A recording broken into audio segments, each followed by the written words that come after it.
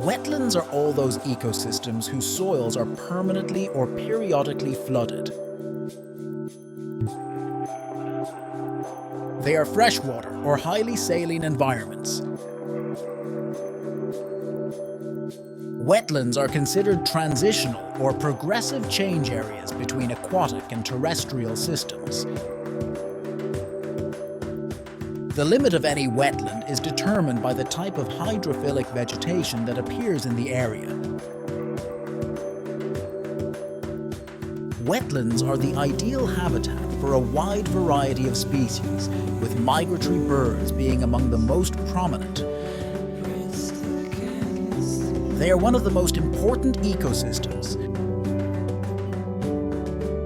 They harbor an incredible biodiversity of bird species, fish, and other animal groups.